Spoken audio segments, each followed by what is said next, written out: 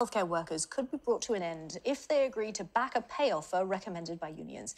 And Sky News understands the Health Secretary has written to the BMA, the body representing junior doctors, to offer a meeting next week on pay. Well, joining me now is Dr. Vivek Trivedi, the co-chair of the BMA's Junior Doctors Committee. Dr. Vivek, thank you so much for talking to us.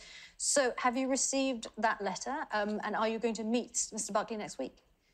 Yes, we've had correspondence from Mr. Buckley's office, and we're in the process of setting up a meeting early. The earlier the better, because like most people in this country, we want to work towards bringing this dispute to an end as quick as possible. So does that mean that junior doctors will no longer be striking at all because you have this negotiation planned? So at the moment, we haven't called for any further strike action. We are going into this meeting openly with good faith, and we hope that Mr. Buckley also does the same. And in fact, we've been writing to him for months, over 150 days we've first written to him. So although it's sad that it's taken so long for him to respond to hopefully coming to meaningful talk, we of course welcome it, because that's been our position this whole time. If it seems that he is coming in bad faith or is not prepared to work towards a credible offer that we can put to our members, then we do reserve the right to call for further industrial action. What would that mean to you if he came to those talks in bad faith?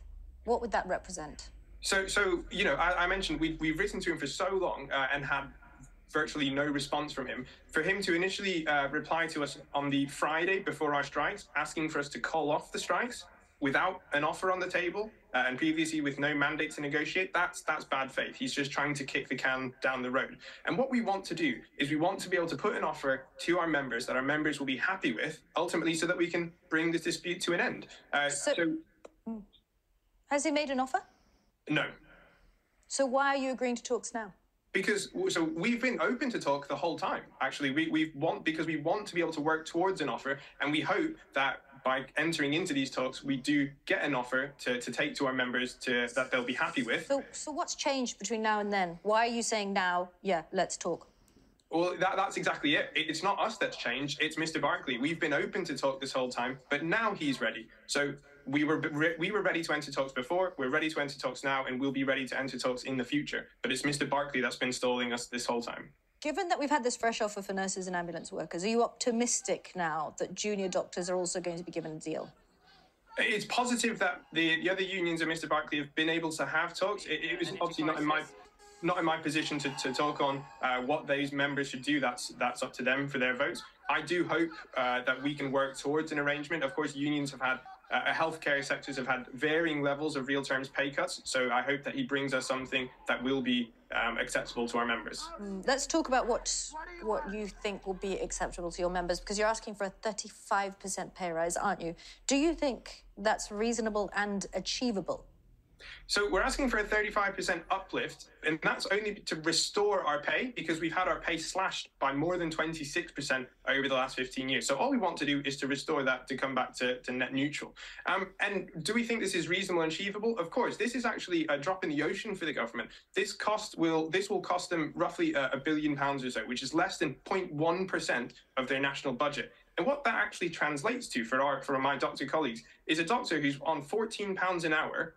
They'll be on £19 an hour. So it's not breaking the bank at all for the government, but it will help work towards fixing this workforce crisis that we have, to retain the doctors. Sorry to jump in, but they say it's just not affordable. Well, of course it's affordable. The government can choose to spend money where it wants to. We've seen them spend billions through COVID, 30 billion or so on test and trace, 4 billion or so wasted on unusable PPE that was burnt. So it's a political choice, and they want you to think that they can't afford it. But ultimately, it's the government's decision to appropriately fund a healthcare system and pay fair wages, or be honest with the public about the poor standards of care that come as a result of underpayment to its workers. Well, as I said, they say it's not affordable, 35%. Would you accept 5% and a lump sum payment?